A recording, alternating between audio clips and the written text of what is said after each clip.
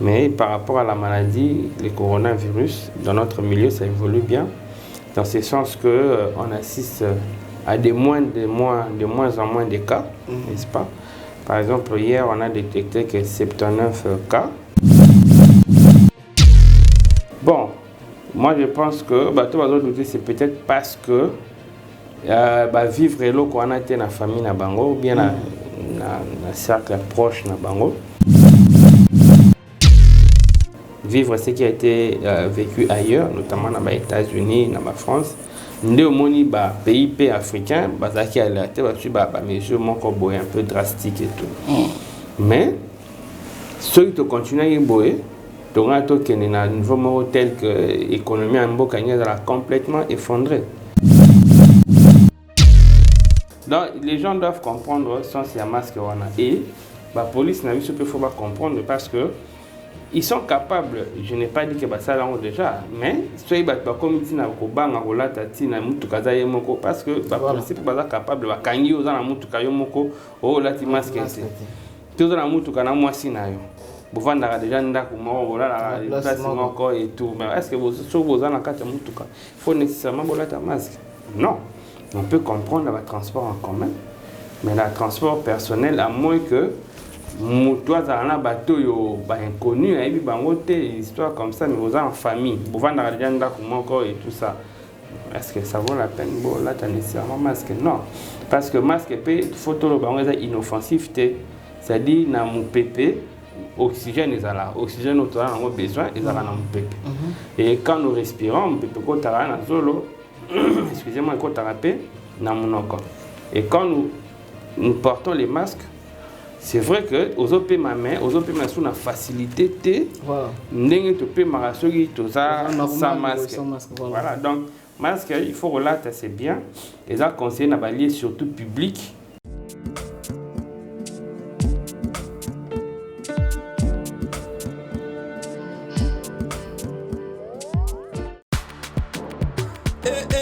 Maman na ngai bongola matoyi o kalisolo.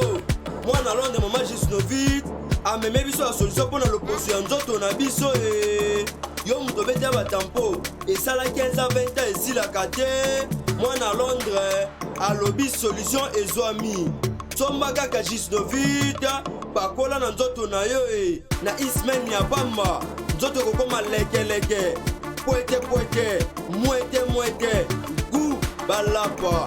Solution ezomi pour na poste en zoto na biso e kobanga te yo muto sala 15 à 20 ans tampo si la kate mikusa na nzoto makodia mapalata bokono nyonso oyo etali poso ya nzoto na yo e 19 et na solution mwana Londres aye na solution kobukana te livraison nango eza partout dans le monde kobukana te ndeko na ngai solution ezwami bona kozwa biso eza nango facile plus 44 74 24 025 437 na bandeli lisusu plus 44 74 24 025 437 balapa.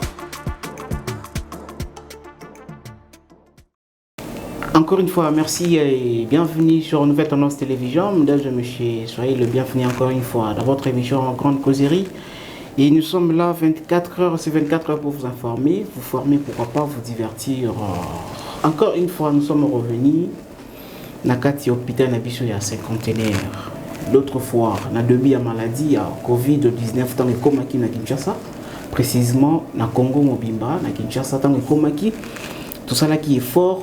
Il y a beaucoup de dokotolo nde babenga na lingala na ba dokotolo na ba expert poto mikampi koyeba lolingi tokoki kosala po ete maladi wana tosilisa yango po ete maladi wana ezwa biso te to mibomba na biso na bayi nyonso bazali ndinga na biso na bisika ya misala na bisika tolalaka pe na bisika oyo totambolaka boyokaki moko ya ba ndeko na biso ya ba docteur ya hôpital à 50aire na kombo ya docteur Gloire Maïnine Alobaki concernant Covid-19. Alors, il est là encore une fois, après avoir collecté ça, Torikoloba, Basanzaminei, Basanzamisato Minei, où tous allons vraiment la carte d'urgence au président de la République. Moi, Mboka, tu sais qui dit Chilombo a décrété qui, mais les autres, tous ont assisté déjà à lever à état d'urgence Wana. Et tous allez comme on a vraiment confusion et commis ma cassi. Est-ce que étant d'urgence, il y a un beau cannabis sonné levé ou bien Covid-19 décidé définitivement?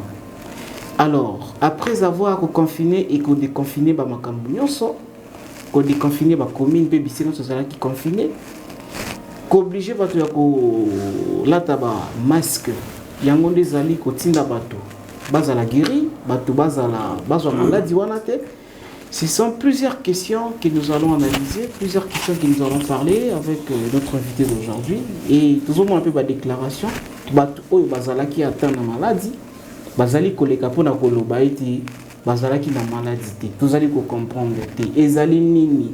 Koto ba politicien na ba opposant ba lobby ezalaki opération benda lokoto tchana poche maladie ezalaki te. Vraiment, et ça la pas cinéma voir. Notre invité est déjà avec nous dans notre plateau. Je vous rappelle, il s'appelle le Docteur Gloire. Docteur, bonjour. Oui, bonjour, monsieur. Comment vous allez? Ouais, je vais bien, monsieur le journaliste, monsieur Donat.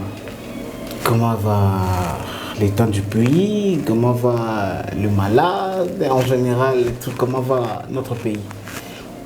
Bon, le pays est ce qu'il est, hein. Donc vous êtes Congolais, vous êtes à Kinshasa comme moi, vous savez bien ce qui se passe. On assiste à un taux d'inflation de notre monnaie nationale, on assiste à pratiquement une récession parce que voilà, le pouvoir d'achat de la population a sensiblement diminué.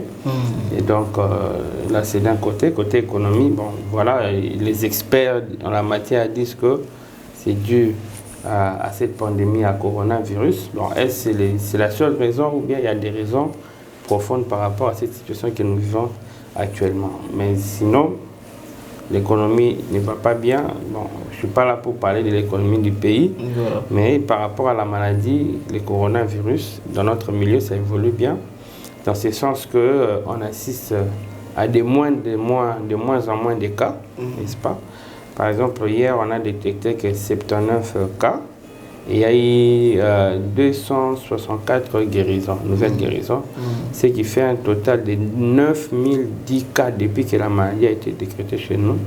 Et il y a 6432 guérisons et à peu près 210 décès. Donc, voilà l'état de la maladie. Par exemple, nous sommes à l'hôpital du Cinquantenaire. C'était un hôpital qui a été choisi pour accueillir les patients Covid, mais depuis pratiquement un mois, tous les patients qui étaient là, il y a d'autres qui sont guéris, tous sont déjà sortis. L'hôpital est rouvert pour les patients non Covid, dont on peut recevoir tout le monde dans ce sens-là. Donc, c'est ce que je peux dire pour l'instant. Voilà, merci docteur. Et là, directement, je demande Nabato Roland Abisso à travers le pays et pourquoi pas l'extérieur du pays. Et on est vraiment attentif à l'émission parce que toi, sur la peine makambo ya motu concernant maladie oyo, il a aussi une occasion, ceux qui n'ont s'abonner à l'émission et à la chaîne plutôt, profiter de l'occasion de l'émission, on peut directement s'abonner, puis on peut ça merci. Nabado Bazola Nabiso va partenaire Nabiso depuis Bundé, je remercie Paul Ventour et Montomoro bien depuis Paris. Je dis un grand merci à Avalo Pindito d'Europe, un grand merci à mon équipe, merci également à celui qui est derrière la caméra, Gédéon Lowao, Jordan Panzo, mon réalisateur. Je vous dis merci. Docteur. Oui. Personnellement, moi, souvent nous allons informer na nombre ya maladie, na nombre ya guéri, na nombre ya batao bazali kokufa, na statut na yo. Alors, là aussi, il faudra parler de Covid-19 en RDC. C'est un fait réel ou bien ils ont vraiment balabala. Non, mais ils ont réalité. Donc, c'est triste quand même comment on a que si les lots malades qui déclaré un beau cannabis sur le 10 mars, les lots tout ça le 30 juillet, donc ça fait pratiquement 4 mois et quelques semaines. Mais malgré ça, Batou, Bazo continue qu'au douter quand on a présence de la maladie. Bon, moi je pense que Batou Bazo douter c'est peut-être parce que vivre l'eau qu'on a été dans la famille na bango ou bien dans cercle proche na bango Nous, par exemple, à l'université, pendant 51 ans, on travaille dans une clinique universitaire de Kinshasa. Ouais. Et je suis chef de travaux là-bas à l'UNIKIN.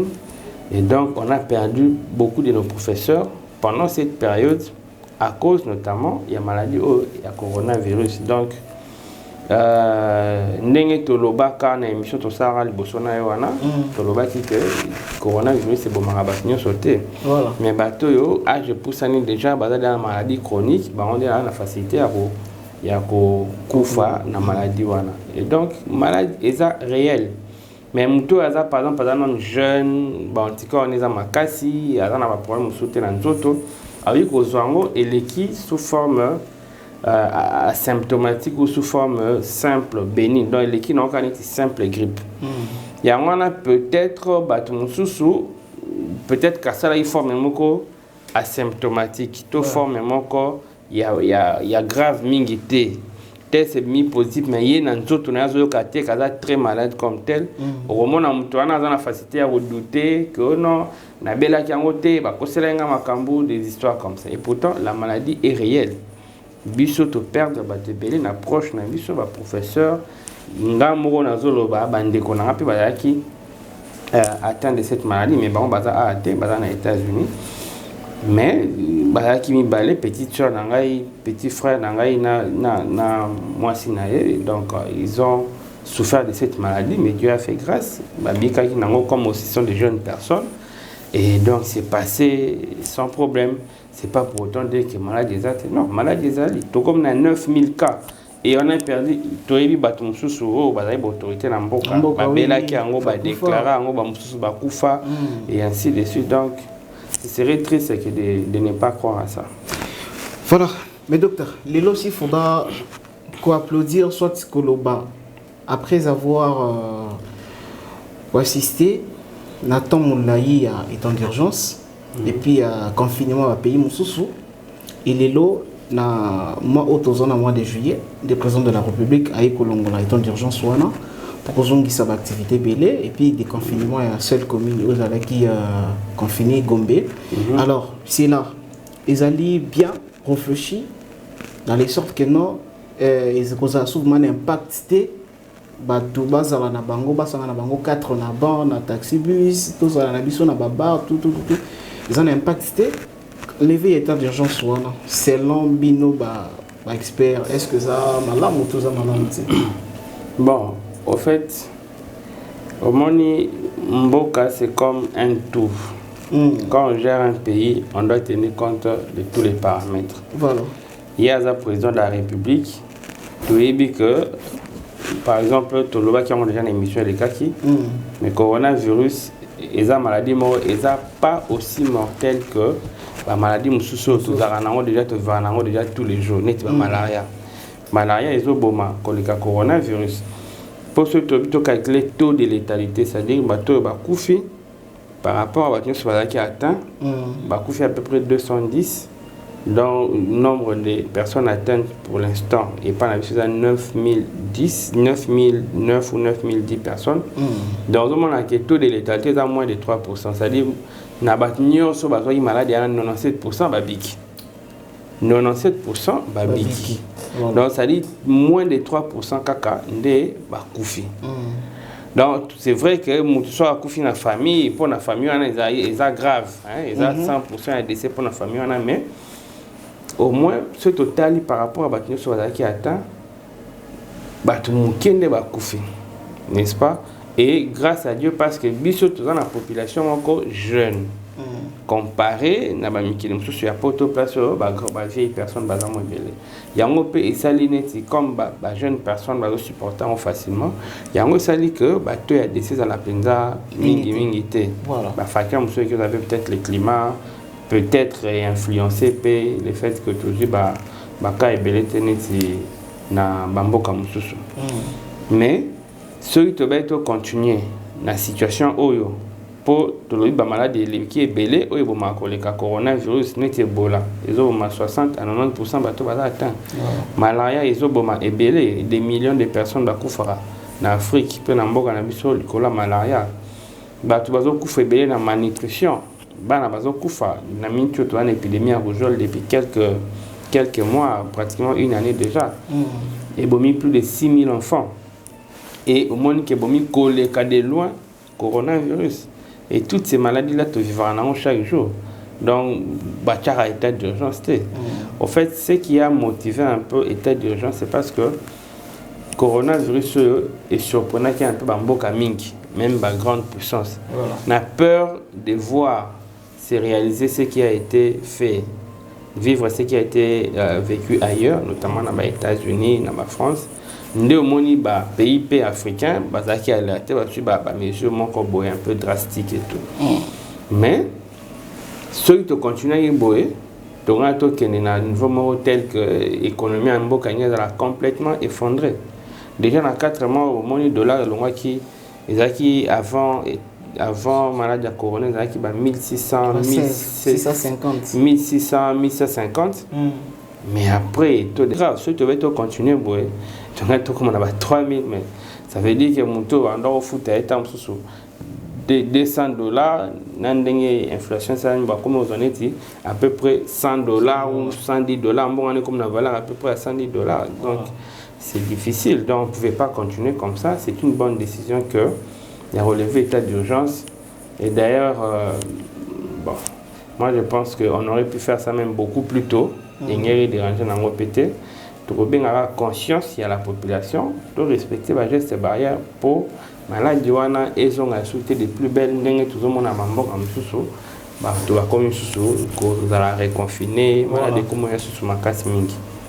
Bah c'est bon alors Lelo qu'obligé na batu bona kolata ba masque sur kolati masque te ba kangio moyena amende il y a quelque chose. Alors docteur, est-ce que masque wana na kati ya taxi bus au fandi 4 na ban au moins 12 ou 18 na kati na motoka importance impact ya masque wana izani pendant que tout na banzoto tout tanga zo bima tout tanga zo kota tout impact ya masque wana bazo obligé batu izani. Oui, justement, pour nous comprendre l'impact du masque, il faut comprendre déjà une maladie est transmise d'une personne à une autre. La maladie est transmise par la sécrétion salivaire. Mais si on est éternué, il ne pas mutu. Si on est au moins plus d'un mètre, donc tu respectes les distanciations physiques. Et si on est à la masqué, si on est proche, moi, quand on a une maladie, n'est-ce pas? Et sans oublier que tout le monde qui maladie a sur les microbes que ça jusqu'à 2 semaines avant de se manifester. Mais pendant ce temps-là, on dit qu'on contamine moninga. Donc, il est difficile que ceux qui ont un microbe dans notre témoin que ça la dépistage systématique, dépistage de masse, c'est qu'on n'a pas fait chez nous. Alors, moi, ceux qui ont un masque ou toutes les personnes qui ont masque et qu'on réduire sensiblement le risque de contamination. Même ceux qui ont une maladie, n'est-ce pas, il y a un microbe dans notre même ceux qui se manifestent dans notre mais et qu'on éviter que diminuer le risque à 100%. Non, mais qu'on réduire sensiblement même à plus de 80% possibilité à contamination. Mais ceux qui ont la tité, pour vendre 18 na taxi bus et que Moutoutalati et que par hasard parmi ces gens-là, il ne faut pas oublier non plus que les receveurs vont appeler Nakata Moutouka, télémaraté. Or, Bango, Memarabatou, chaque jour, Bataloleng et Nyoso. Bango de Oud Baza, grand vecteur, c'est-à-dire Bango de Oud Batumoro attitré à véhiculer la maladie parce que Bazo Koutana Batou est belé dans mon col. Donc, c'est mieux qu'on ait un masque pour nous se protéger, pour nous protéger Baninga. Contrairement à la masque qui était aux amis, mais il faut faire attention. Là, je vais en profiter parce que tout le temps, on va là, aux en volant, aux ayomoko, au moni mutalati masque.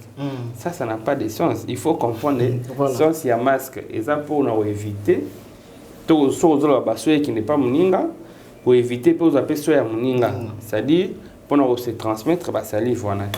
Mais ceux qui, par exemple, vous avez placement pour respecter la distance, il y a 1 mètre, vous avez dengue tous en caméraman, tonde tous en musique.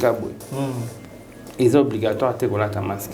Oza yo moko na mutuka, est obligatoire de mettre un masque. Si vous avez un masque pour protéger nani contre quoi? Donc les gens doivent comprendre sans un masque et la police n'a vu ce qu'il faut comprendre parce que ils sont capables, je n'ai pas dit que ça là déjà, mais soyez comme ici na kobanga kolata tina mutuka za yemoko parce que la police peut pas capable ba kangi oza na mutuka yomoko o lati masque ici. Tout na mutuka na mwasi na yo. Bovanda déjà ndako moko la place moko et tout, mais est-ce que vous en kata mutuka il faut nécessairement bolata masque? Non. On peut comprendre le transport en commun, mais le transport personnel à moins que toi, tu as un bateau inconnu, et puis histoire comme ça, mais vous êtes en famille. Vous avez un et tout ça. Est-ce que ça vaut la peine? Bon, là, tu as nécessairement un masque. Non. Parce que le masque, il faut que c'est inoffensif. C'est-à-dire, dans mon pépé, l'oxygène est là. L'oxygène, nous avons besoin, il est dans mon pépé. Et quand nous respirons, on peut pas excusez-moi, et quand nous portons les masques, c'est vrai que aux OP ma main, aux OP ma sous la facilité n'engue te paie ma sans masque. Voilà, donc masque il faut relater assez bien. Et ça conseille d'abalier surtout public.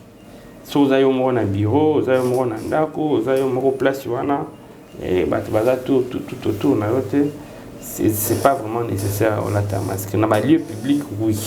Mais si vous avez un isolé, dans mon bureau, tout un espace ouvert, et que vous avez un bateau tout autour, à 10 mètres, 5 mètres, tu vas porter les masques. Pourquoi? Merci à nos abonnés, merci à nos téléspectateurs, merci à nos internautes. Docteur Gloire, pour la vidéo, Lobani. Bon, au fait, on sait qui, hein? Et c'est qui c'est ma casse, parce que bon, Natal a un réseaux sociaux, tu vas botama congolais ou qu'elle est indien, congolais parce que. Ah my God. Donc, parce que au fait, les gars na Congo et les gars na Congo, c'est vraiment incroyable, c'est triste en même temps. Au fait, nous avons tout que vous avez un coronavirus, mais vous avez une forme moins grave. Donc vous avez un PMT, vous avez un grabataire, vous avez un tambourana et tout ça. Sur que vous êtes jeune, vous avez une forme simple, vous avez une maladie dans autres. Ça veut dire, sur vous avez des signes simples, moi fièvre, moi kosu, ou bien sûr, ça le test par hasard, pas dépistage. Aux gens, signe mais bon, tout ça, la maladie des alliés, tout ça va être test, c'est pas batunios. On a une occasion de voir que il va faire le test aux gens la maladie. Même ceux qui ont, par exemple, développé nos symptômes. Mais ce n'est pas pour autant dire qu'il faut négocier que non. Ndimara que vous avez maladie. Non. Est-ce que moutou fois comment est-ce que je peux dire ça? Est-ce que moutounde faut andima qui n'a pas la maladie telle? Ou bien c'est au médecin d'attester que tu as telle maladie? Non, moutouya a par exemple présenté ba. Non mais docteur, il y a bien ça qui va prévenir qui va ça qui va tester mais ça qui positif. Non mais justement ça c'est un autre problème. Na ba test tu as ba test il y a ndenge ebelé. N'est-ce pas? Tu as ba test ebelé. Ba test est fiable à 100%. Ba test c'est toujours une marge d'erreur. Et puis bon que ça les mêmes tests. Ba ça le bien positif. Quelques temps après test c'est négatif et ça ne veut pas pour autant dire que aux alaki positivité et non seulement même dans qu'il y a poto net ba test est rapide tout ce bando ma positif bando puis ça ba résultat pas très fiable des fois bando recourir à un scanner pulmonaire il y a un thorax bon ta scanner à poumon pour notre là ceux qui ba image moko eza ils correspondre na maladie wana ya coronavirus. Ça veut dire quoi? Pour poser les diagnostics nous avons un moyen belé. Tantôt, nous avons présenté des signes cliniques, nous avons PMA, fièvre, ainsi de suite. Voilà. Sur base de ça, on peut déjà suspecter maladie. Sur base de test, les tests c'est rapide. Tu as un PCR, les tests c'est un peu plus élaboré. Moi, je suis négatif, je suis positif ou vice-versa. Donc, et puis, on peut compléter dans la radio. C'est pour dire qu'il y a une investigation et belé. Mais ce n'est pas au malade de dire que non. on a perdu des gens comme ça parce que Azoboya, comme on dit dans le terme naviso, bazo vivre un déni de diagnostic. Donc à boyi qu'on reconnaître que la maladie. Mais tant que c'est aggravé, le temps est en hôpital, c'est déjà tard. Mais docteur, c'est pour la déclaration de qu'on a reçu. Ce qui exemple les alliés mambazo loba les alliés faux au lobanine. Et ce exemple mambazo loba que non, ils sont vrais au lobanine. Bon, moi je ne sais pas juger et là qu'on a sur les vrais sur les faux. Et là on a loba et ça que ceux qui besoin d'un moment de crise parce que maladie oyo et ça crise moko et na mukili. Tu es déjà que nit na kin na biso to na Congo, tu as un problème à casser la sensibilisation. Parce que au départ communication va pesa ka déjà tant ba déclarer maladie wana communication et ça m'a bien été. Ndé et créer qui déjà m'a doute na mitu ya bato. Créer déjà m'a doute na mitu ya bato. Et jusqu'aujourd'hui, ceux qui battent sur la zone d'Imaté, que maladie les alliés malgré Batundeng, Bakoufi, ainsi de suite, c'est parce qu'il y a sérieusement un problème de communication. Et dans un moment de crise, on a besoin d'efforts de tout le monde. Bino Bossa est fort, Bino Presse, Bossa est fort. Pour nous sensibiliser, communiquer, pour le malade des alliés, ainsi de suite. Bozo ça il faut que même temps sur la place très dangereux aussi qu'on sensibiliser qu'on ça la émission bozo dépenser moyen nabino et tout ça pour avoir des invités quelque dans le domaine pour sensibiliser la population. Nous aussi en tant que personnel soignant nous faisons aussi notre part pour sensibiliser la population et vous allez bien être au même moment nous désensibiliser la population. Voilà, là c'est pas juste. Ceux qui est à la vraie et à la faux ou à Zoloba. Alors, est-ce qu'il est obligé de repasser dans la presse pour nous le bango? Déjà, moi personnellement, je crois dans Mamba Zoloba. Sûrement que Azoloba l'aura bon pour des raisons pécuniaires. Parce que moi, en tant que médecin, ce n'est pas les malades qui doivent dire qu'on reconnaître la maladie qu'il a. Non. Les malades peuvent vivre dans le déni de diagnostic, mais ce n'est pas pour autant dire que le malade est athée. Quand vous avez une hypertension, vous avez une hypertension, le big T. Des histoires comme ça, mais dans d'autres pays, c'est développé. Donc, coronavirus, c'est une maladie morale. Ce n'est pas la plus dangereuse maladie du monde parce que ça ne tue pas. Et là, qui panique parce que ça n'a pas époque depuis la dernière fois pandémie à grippe espagnole en 1918. Depuis l'époque, depuis Tobo Tamati, tout ce qui a pandémie, coronavirus, il y a un qui n'a panique. Mais ce n'est pas pour autant dire que c'est une maladie très très grave. Non, il s'est aggravé sur le coup déjà. Donc moi, je ne suis pas pour les propos. Ce sont des propos où qu'on vise, qu'on désensibiliser, alors que les autorités, les personnels soignants, c'est pour ça les formes, c'est pour nous aider. Les alliés respecter ces barrières pour éviter que de vivre le pire. De l'occasion, nous profitons à inviter toutes ces personnes qui nous suivent à travers le monde, dans le Congo, Topé, Libanda, partout. Vraiment, tout ça, la makasi à respecter, gestes de barrière. Nous avons vraiment nos mains. Et puis, masquons-nous, vraiment, tout éviter, makambo esenga ke no tozana facilité ya kozwa maladie wana soit ya kopisa maladie wana ozala nango te to éviter kaka vraiment tout ça là il faut il y a respecter les gestes barrières et que ça la kitoko makasi. Alors docteur, bien sûr que to mesa nango parce que le coronavirus c'est pas ezali dangereux zo maladie te plus que toute autre maladie. To mesa nango vivre nango tondimi. Alors où sommes-nous avec le recherche pour avoir soit pour nous voir qui si où il y a guérison à la maladie voilà surtout que non et qu'on soit magaté ou bien avec le temps qui si n'a pas ou bien c'est soit non bon pour l'instant je ne peux pas dire que qui si n'a pas ça je dois l'avouer comme je l'ai toujours dit dans toutes les émissions qu'il y a ça là il n'y a pas de traitement miracle pour le coronavirus jusqu'à l'heure actuelle n'a pas belé. Il y a beaucoup d'essais cliniques et ça là. Essais cliniques, ça dit que tu vas tester qui sont les qui soignent. Voilà. À Marseille, par exemple, le professeur Raoul a testé qui chloroquine, l'azithromycine, c'est les protocoles, je dois les dire, les plus utilisés, même en Congo, il y a un peu de là. Mais il n'y a pas un traitement qui marche à 100%.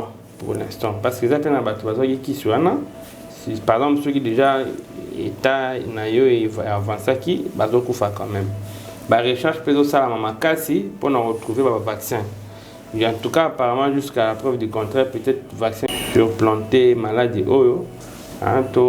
surmonter maladie, mais pour l'instant, il n'y a pas de traitement miracle.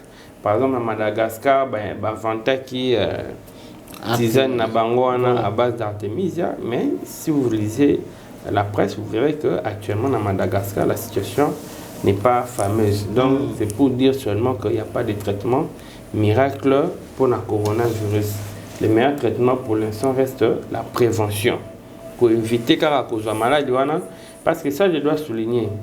Yo qui aux maladies, yo au sein d'une forme simple, parce que les jeunes, moi qui ont contaminé par an. Voilà. Moi, j'ai vu des confrères, ma confrère médecin, tout le monde oh, tu fais pour la clinique universelle, peut-être que tu as Covid. Voilà. Ça nous dit Papa Zobela. Papa Zobela, comment ça va dans la corona, il t'a bien été, et puis voilà. Papa, ça va, avant d'arriver dans Ndaku, papa, vous t'as bimaraté. Au hasard retraité.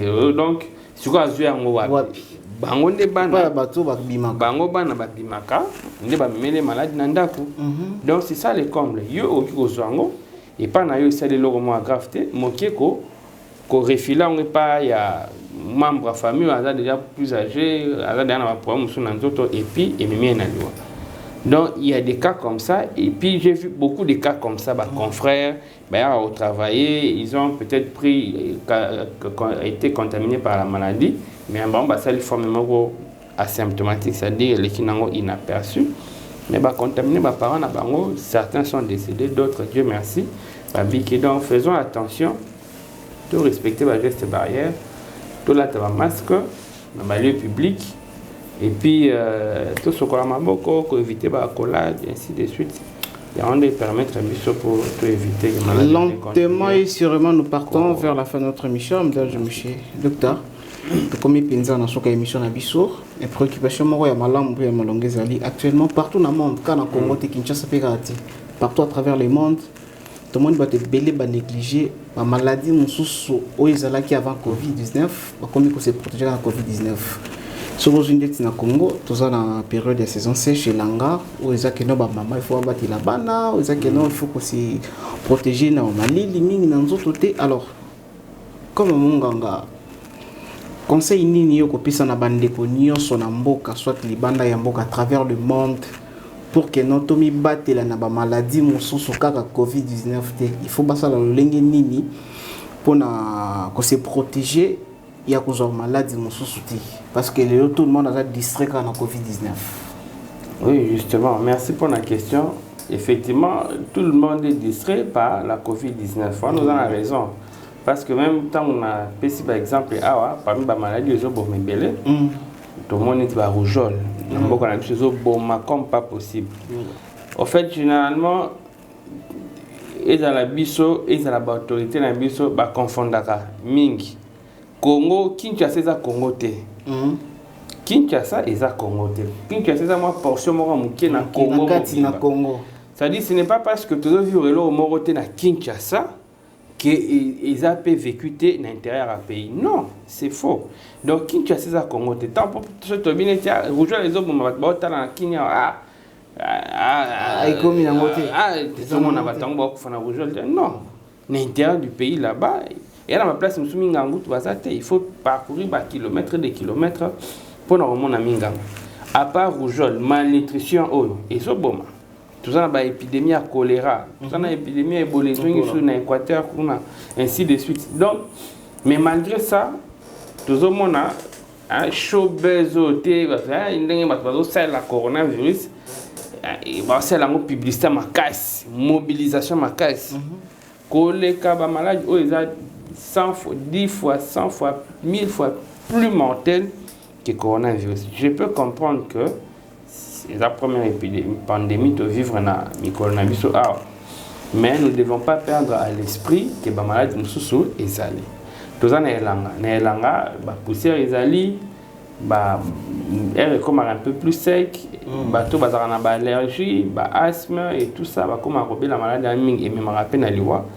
Les parents ne doivent pas perdre à l'esprit que maladie wana ezali bangongi pe komi mwebele et ainsi de suite.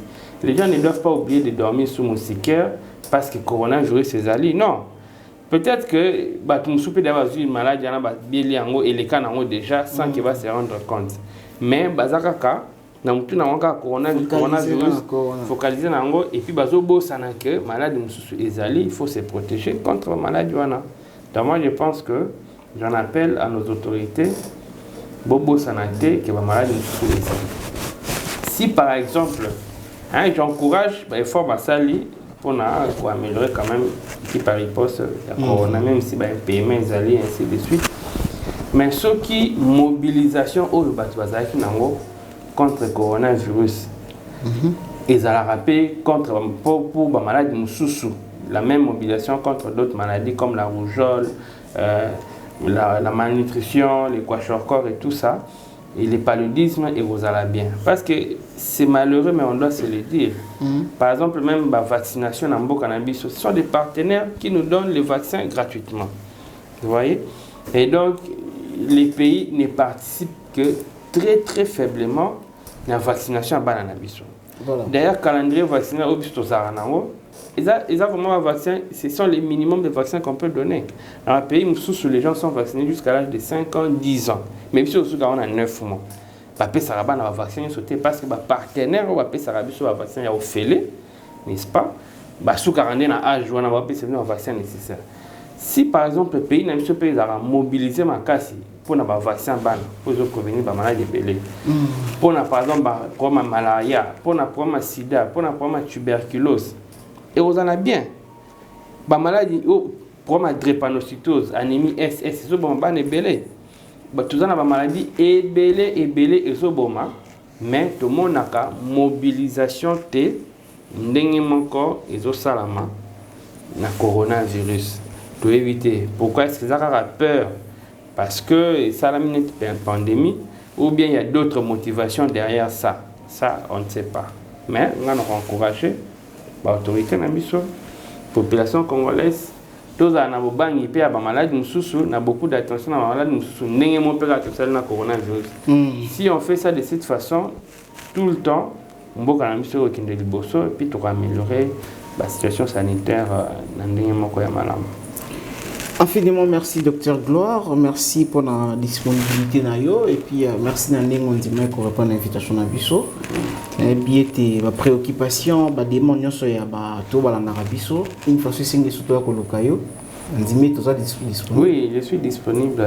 Merci pour l'invitation aussi. Donc on est toujours là pour essayer de parler de la science, sensibiliser notre population comme on le fait toujours. Hein. On n'a pas commencé aujourd'hui depuis beaucoup de temps. Donc, par exemple, on a vu ce ma santé TV, la chaîne encore, sur le hôtel, on a une image pour nous identifier facilement. Ma santé TV, la chaîne YouTube, tout le bélan maladie, ma cambouya, maladie belé, car coronavirus, tout ça maladie n'y a pas bana, il y a pas de micolo parce que tu as un problème et belé dans le Congo.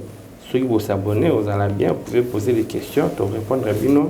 Donc voilà, ce que je voulais dire et merci pour l'invitation. Voilà, merci beaucoup. Abonnez-vous massivement à la chaîne de Ma Santé TV. Là, vraiment, si vous allez faire un tour dans Ma Santé TV, au moment où ici, Dr Gloire est vraiment disponible pour nous parce que il y a juste une émission où vous allez pour quelques minutes, mais là-bas, il prend vraiment le temps.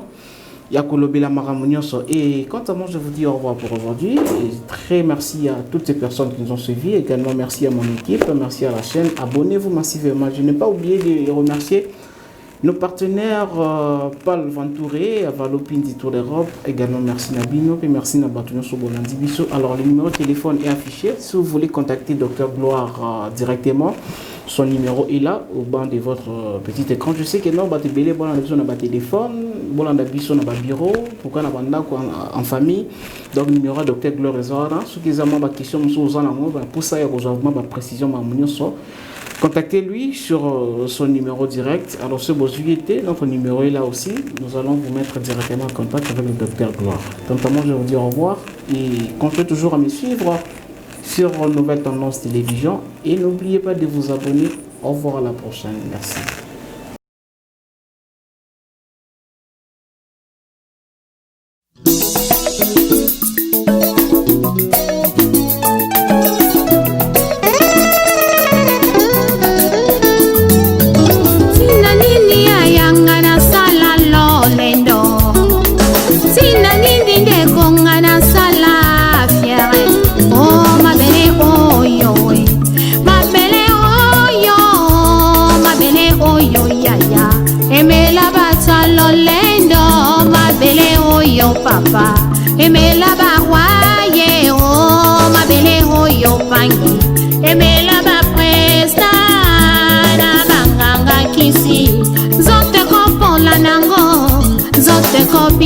bakusu tote kozonga mabele loko pamba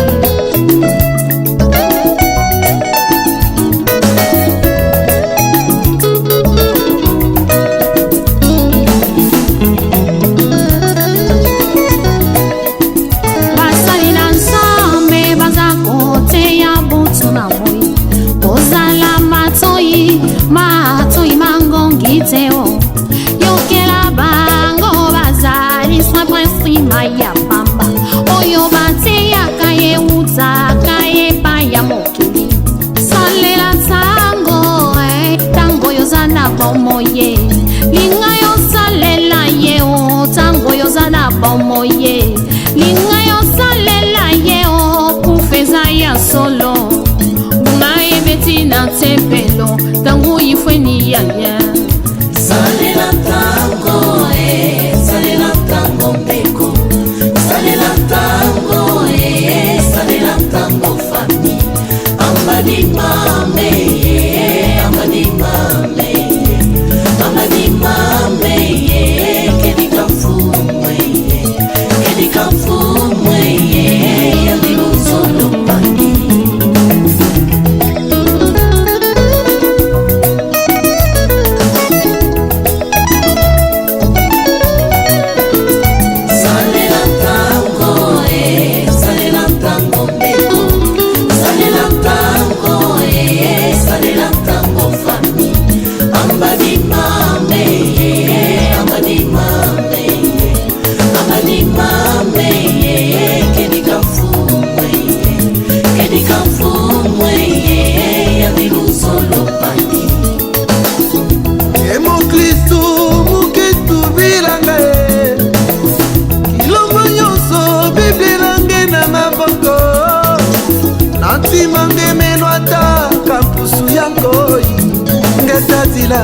ngetadila na kilumbu ya suka zina nange ikelebe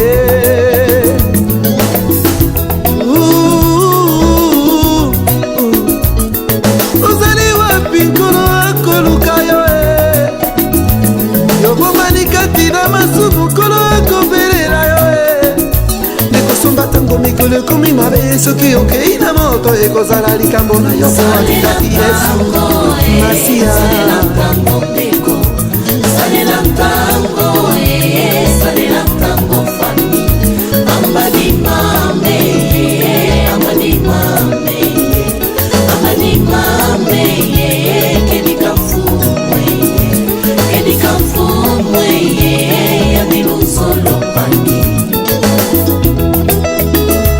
Mboka na mboka tozoyoka basango butunamo tozomona makambo kolo alakaki ye eza kokokisama ye rachetons le temps Jésus revient bientôt rachetons le temps Jésus revient bientôt Maranatha Maranatha kolo akoya Maranatha Maranatha kolo akoya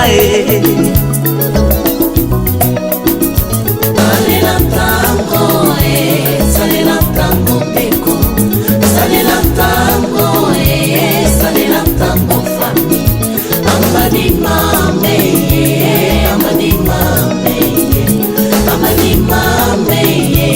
Kedika fumwe, kedika fumwe. Yadilu solo pani. Mudiambu jenki fetivanga lulendo mama ngai betelo una tempelo mboyawo mutoto tulundanga mutoto tukwendanga bikayimbidila bikatusakidila mfuweyo yandikele luzo Salela tango,